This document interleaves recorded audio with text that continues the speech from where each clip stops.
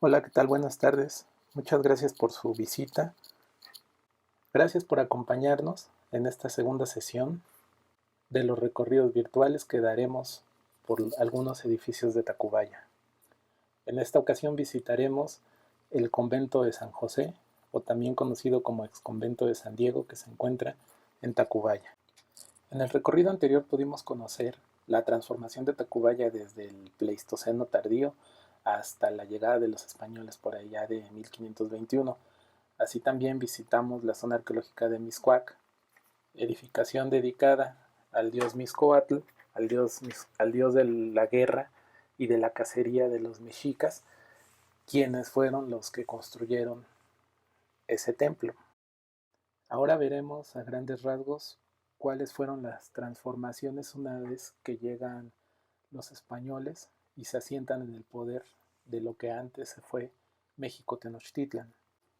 Una vez que los españoles derrotan oficialmente a la majestuosa ciudad de México Tenochtitlan, lo primero que comienzan a hacer es tratar de borrar todas las huellas de lo que fue alguna vez esa majestuosa ciudad.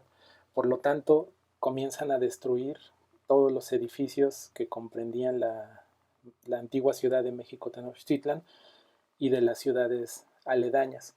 Lo que ellos intentaban hacer también era terminar con aquellas idolatrías, como le llamaban ellos, de dioses falsos, pues ellos venían profesando la religión católica. Ahora ya españolas se asentaron sobre las ruinas del antiguo México Tenochtitlan, es decir, construyeron una ciudad sobre otra ciudad. Una vez que llegaron los conquistadores españoles a lo que posteriormente sería la Nueva España, se convirtieron de cierta manera en representantes de la corona española o representantes del, del rey de España. Por lo tanto, comenzaron a dividirse las tierras que, en palabras de ellos, habían ganado a través de la guerra. A la llegada de los españoles hubo grandes cambios en todos los ámbitos, económicos, políticos y sociales. Se llevó a cabo una reestructuración principalmente en la Cuenca de México y posteriormente en las periferias. Uno de los cambios de organización social que se llevó a cabo en la Nueva España fue el de separar, espacialmente hablando, a los indígenas de los españoles. Es decir, a los indígenas los mandaron a un lado y los españoles vivieron en otro. A esta separación se le conoció como la traza y consistió en marcar una línea. Como ejemplo, la primera traza que se realizó fue en el centro de México y se delimitó en el norte sobre la calle de Escalerillas, hoy Guatemala, al sur por la calle de Acequia Real, hoy Corregidora, al oeste en el Palacio de Moctezuma, que hoy sabemos gracias a las excavaciones arqueológicas que Nacional, y al este por el Palacio de Axayácatl, uno de los tlatoanis de Tenochtitlan, y se ubica debajo del Monte de Piedad. Esta reorganización urbanística se replicó en casi todas las poblaciones del territorio de la Nueva España. Los españoles, a diferencia de los indígenas, concebían el espacio de forma distinta.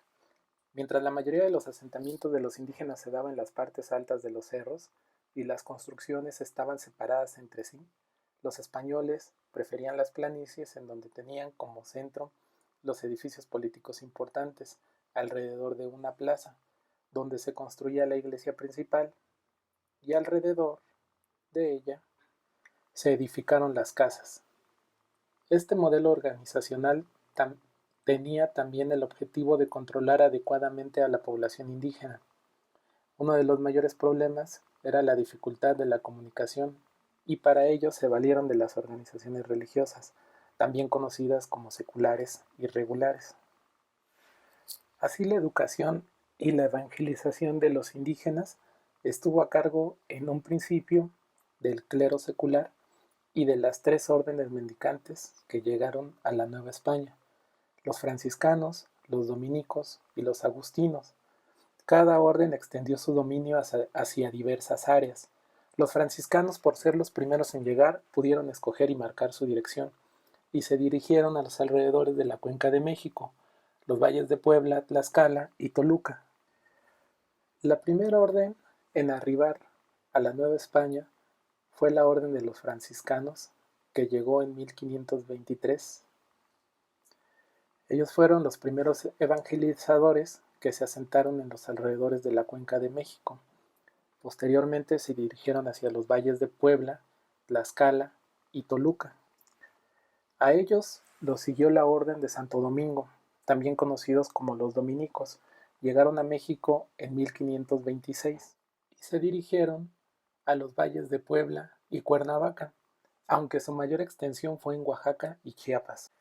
La tercera orden en arribar en esa etapa temprana de la Nueva España fue la de los agustinos, que llegaron en 1533.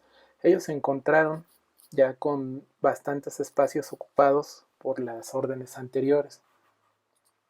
Por lo tanto, ellos se dirigieron al sur de la Cuenca de México, posteriormente hacia Morelos y Guerrero, así como al norte de la Ciudad de México, junto con los franciscanos, en Michoacán, donde compartieron el territorio con el clero secular, lugar donde se estableció don Vasco de Quiroga. Cabe señalar que los agustinos, o la orden agustina, fue utilizada por el virrey Antonio de Mendoza para grandes tareas de colonización. Como podemos observar hasta este momento, la orden de los dieguinos descalzos, todavía no estaban presentes en esta primera etapa de la conformación de la Nueva España. Ellos son una ramificación de los franciscanos y más adelante conoceremos a detalle sus características. Estas tres órdenes en principio tuvieron la enorme tarea de evangelizar a todas las comunidades que se distribuían a lo largo y ancho del nuevo territorio de la Nueva España y posteriormente los nuevos reinos de Galicia, de Santander, de la Nueva Vizcaya.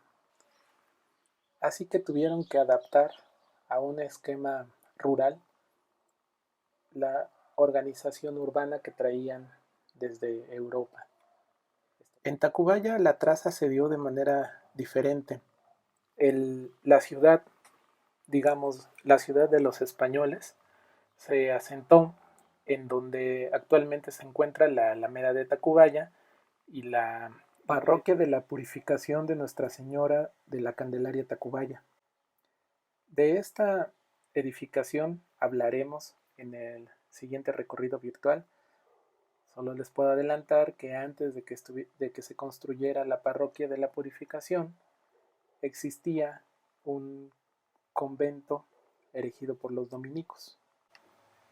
Bueno, en la época novohispana, Tacubaya se convirtió en un pueblo sujeto de Coyoacán, y Coyoacán a su vez fue parte del Marquesado del Valle.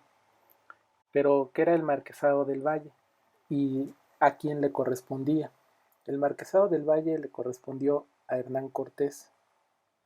En julio de 1529, el emperador Carlos V le entregó a Cortés el título de Marqués de Valle de Antequera. Antequera era como se conocía anteriormente a Oaxaca. Por lo tanto, el Marquesado del Valle de Antequera comprendía las poblaciones de Coyoacán, de Tacubaya, de Matlancingo, Toluca, Calimaya, Cuernavaca, Huastepec, Yecapixtla, Yautepec, Tepoztlán, Oaxaca, Tehuantepec, Jalapa, entre otras, además de 23,000 vasallos. Incluso Hernán Cortés mandó a construir una casa en Coyoacán. En un principio, Tacubaya fue denominado como pueblo de indios, es decir, que en esa población solamente podían vivir indígenas, no así españoles, aunque posteriormente Hernán Cortés trató el tema con la segunda audiencia y al parecer logró que se denominara a Tacubaya como cabecera, como lo era en ese momento Coyoacán, y así se le incorporaron otros sujetos o poblaciones dependientes, como Nonoalco, que fue sujeto de Tacubaya. Así, a mediados del siglo XVI, Tacubaya era una cabecera dependiente de la jurisdicción o corregimiento de Coyoacán. Durante todo el tiempo que duró el Marquesado del Valle, hubo diferentes encuentros entre el marqués, Hernán Cortés, y sus descendientes posteriores, hijos, nietos y bisnietos y familiares, con la corona española, ya que gran territorio de este estaba a cargo del marquesado y algunos espacios como bosques, manantiales, se encontraban dentro de él y por lo tanto el marqués consideraba que eran de su propiedad, aunque la corona había establecido que los bosques y los manantiales tenían que ser propiedad de la corona para poder abastecer a las poblaciones de recursos. Fue así como a mediados del siglo XVI se le quitó al marquesado el cerro de Chapultepec, ya que en ese cerro, como todos sabemos, existía un manantial que abastecía a la Nueva España de agua. Incluso se construyó un acueducto que, que conectaba el cerro de Chapultepec, el manantial donde anteriormente estaban los baños de Moctezuma II, y que ahora se convirtieron en, se convirtió en el abastecedor de agua de la Nueva España.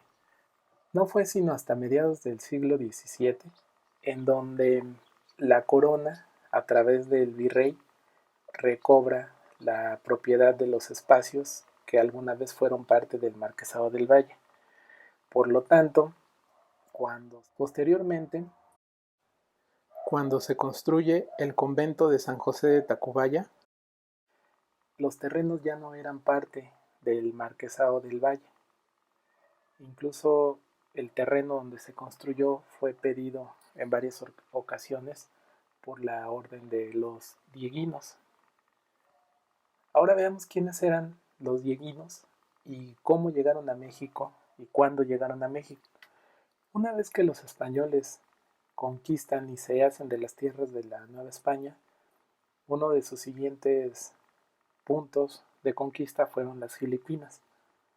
Por lo tanto, una vez que lo lograron, la orden que se encargó de evangelizar a los pobladores de estas nuevas tierras fueron los franciscanos, pero principalmente la ramificación de la orden de los dieguinos.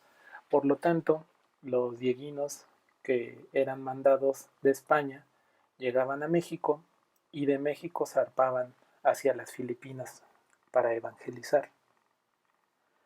Por lo tanto, en la primera mitad del siglo XVI, los dieguinos que pisan tierras de la Nueva España solamente van de paso. Viajaron en el año de 1577. Posteriormente, en la segunda misión de franciscanos descalzos a México y posteriormente a Filipinas, fue en 1580. El 1 de abril de 1580, el rey firmó una cédula dando licencia para que se dirigieran a las Filipinas una misión de 18 franciscanos, aunque al momento de embarcar solamente se presentaron 8 de los 18. El viaje se hizo en la nao de Juan Bautista Machorro. Una vez que llegaron a la Nueva España, se hospedaron en la ermita de San Cosme. Sería la provincia descalza de México.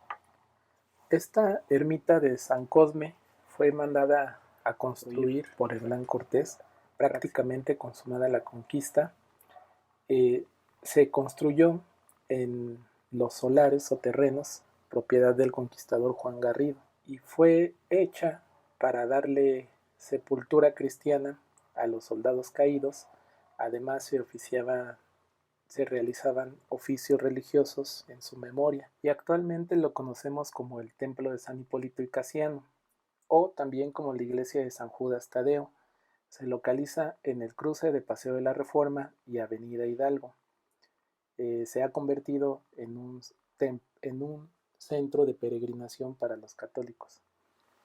Este templo se dedicó a San Hipólito ya que se celebra el 13 de agosto, fecha oficial en la que cae la majestuosa ciudad de México Tenochtitlan, el 13 de agosto de 1521. Bueno, en este templo, desde 1580 hasta 1594, vivió la Orden de los Dieguinos. Hasta 1524 dejaron el lugar para trasladarse al convento de San Diego de México. Debido a que con el paso del tiempo el convento ya no fue suficiente para los moradores de ese lugar, los frailes solicitaron al arzobispo que se les concediera un convento abandonado que anteriormente perteneció a los franciscanos de la Nueva España. Estaba situado 6 millas al sur de la ciudad de la Nueva España, en un pueblo conocido como Churubusco, que en la época prehispánica se llamaba Huitzilopochtli. De esta manera, los dieguinos se trasladan y fundan el convento de Santa María de los Ángeles de Churubusco, que se convierte en la segunda casa que reciben los descalzos de México. El convento de Nuestra Señora de los Ángeles de Churubusco actualmente alberga el Museo de las Intervenciones. Se encuentra en la alcaldía Coyoacán. Está delimitado al norte por la avenida Circuito Interior Bicentenario y la colonia Portales, al sur por la avenida Mártires Irlandeses y el barrio de San Mateo, y al este por la calzada de Tlalpan y la colonia Churubusco Country Club.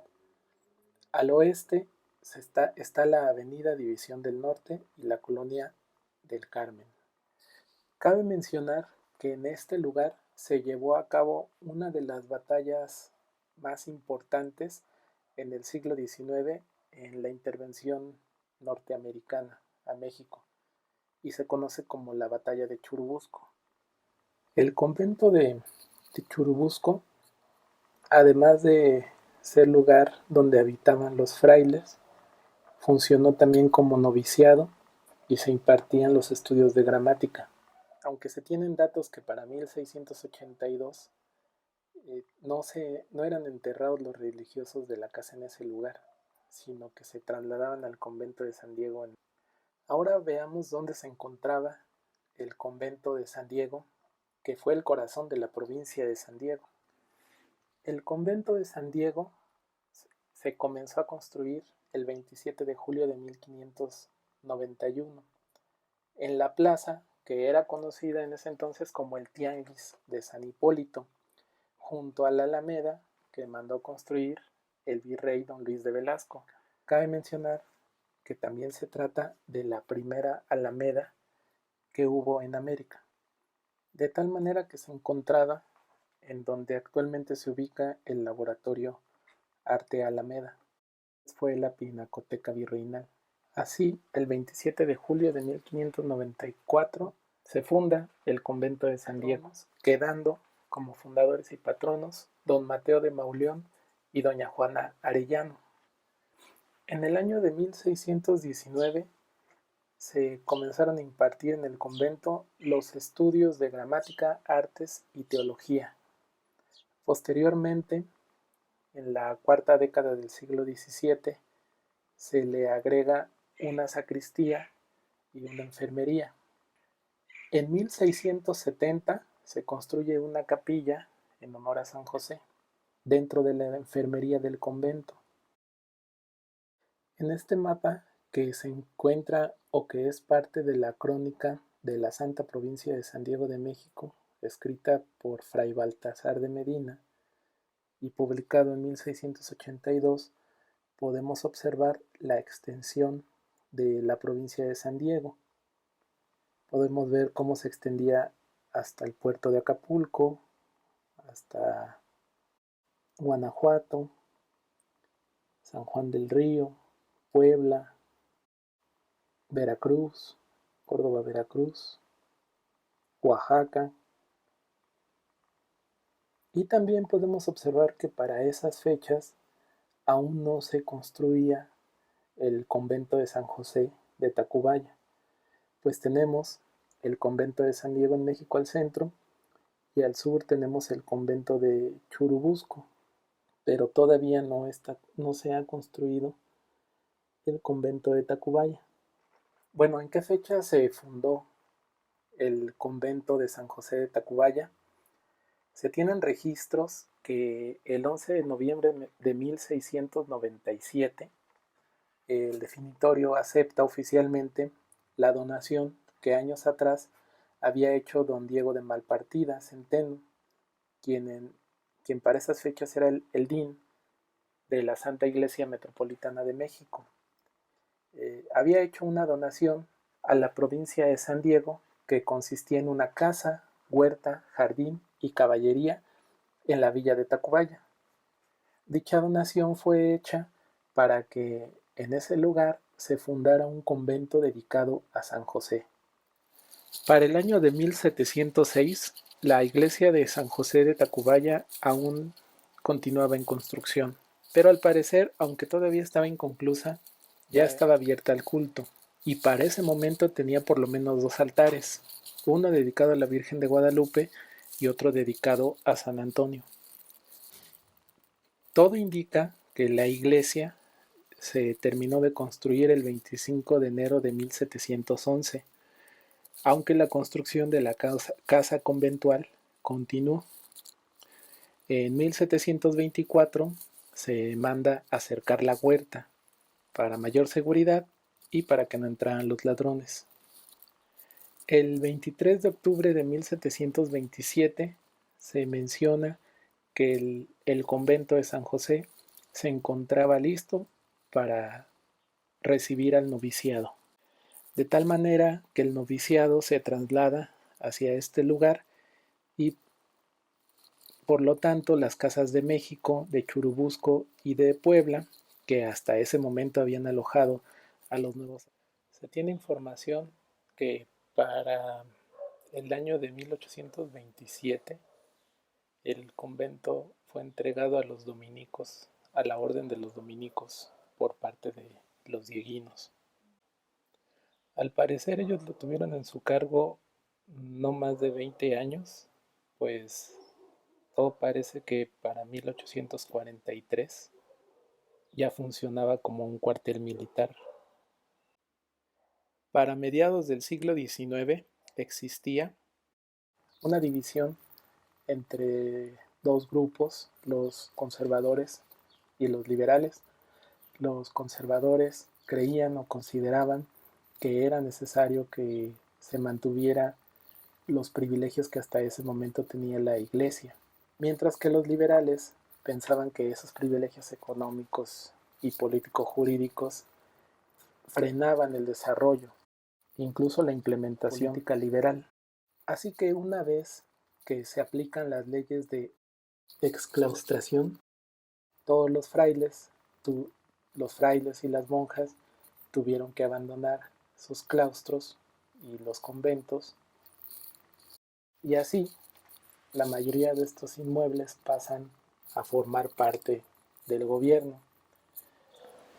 Debido a la aplicación de las leyes de reforma, el 12 de julio de 1859 fue demolida una parte del claustro y así comenzó su paulatina desaparición. Tenemos datos de que para 1877 el convento de San José de Tacubaya estaba ocupado por el gobierno, pero el templo se había prestado a los padres pasionistas por súplicas del señor arzobispo. Así continuó hasta 1885. Ya para finales del siglo XIX, el 20 de noviembre de 1880 para ser más precisos, los terrenos fueron comprados nada más y nada menos por don José Limantur y la señora Victoria Delgado. Ellos se lo vendieron al gobierno federal el 23 de abril de 1900. Sin embargo, la iglesia siguió funcionando y se utilizó para el culto. No fue hasta 1914 que se cerró definitivamente. Para 1917 se remodeló para albergar los establecimientos fabriles militares que funcionaron hasta 1935. Y así se declaró la autonomía de la fábrica en Cooperativa de Obreros de Vestuario y Equipo, es decir, de la COBE. Y este funcionó prácticamente hasta el año de 1982. Por esas fechas, el Instituto Nacional de Antropología e Historia se encarga de su mantenimiento hasta el año de 1999, en el que la Secretaría de la Defensa Nacional solicita el recinto al gobierno federal para restaurarlo y acondicionarlo, de tal manera que crea el Museo Nacional de la Cartografía. La fachada lateral izquierda del templo tiene un frontón trunco rematado con el escudo de los franciscanos, con un campo liso de forma oval y una leyenda en latín, velarse de buena vida, que significa de tal suerte que quede vida en la muerte. Tiene una corona de caballero de espada que significa la dignidad. Sobre la corona, el apóstol Santiago, símbolo de la lucha contra los infieles. A los costados del apóstol, 4 cruces, a la izquierda 2 de tipo latino y a la derecha 2 florlizadas. La cruz es símbolo de los cristianos, y en el camino celestial, debajo de las cruces 2 listones, con una leyenda. El izquierdo dice, por pasar el puente, y el derecho, me puse a la muerte. Bajo las cruces se encuentra un castor, compañero del apóstol Santiago.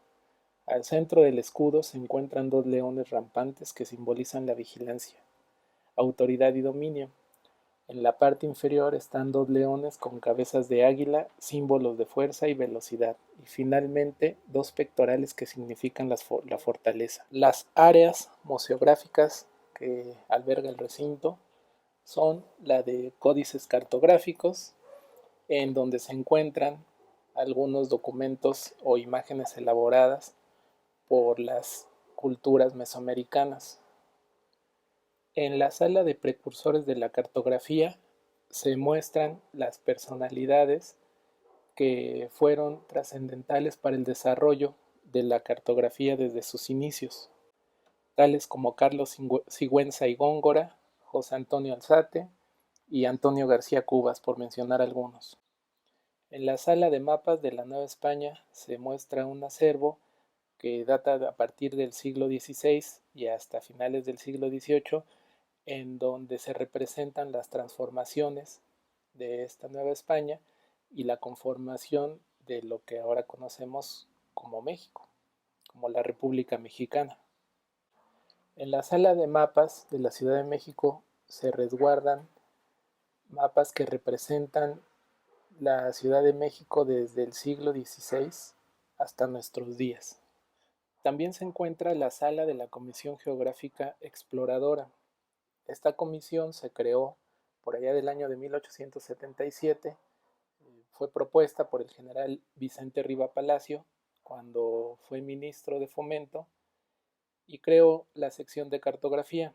Él tenía como propósito formar la carta topográfica general del país con toda la exactitud posible y a la vez la de explorar el territorio nacional en sus 3 reinos: el reino animal, el reino vegetal y el reino mineral, para así establecer la magnitud y distribución geográfica de sus riquezas. En la sala de área de instrumentos se resguardan instrumentos fotogramétricos que sirvieron para realizar trabajos de restitución a partir de fotografías aéreas, verticales y oblicuas. Se apoyaban en puntos de control horizontales y verticales que se obtenían en campo.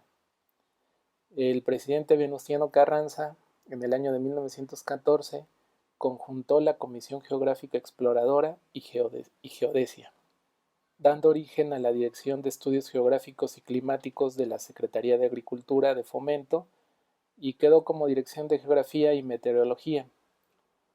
En 1919, ahí se editó el Atlas de la República a escala 1/500.000. Bueno, el Museo Nacional de Cartografía es de acceso gratuito cuando está abierto.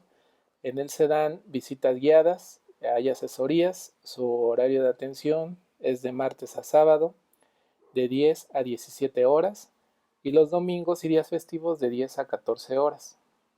Se encuentra en la Avenida Observatorio número 94, esquina Avenida Periférico, en la lateral norte, en la colonia Tacubaya, en la alcaldía Miguel Hidalgo de la Ciudad de México.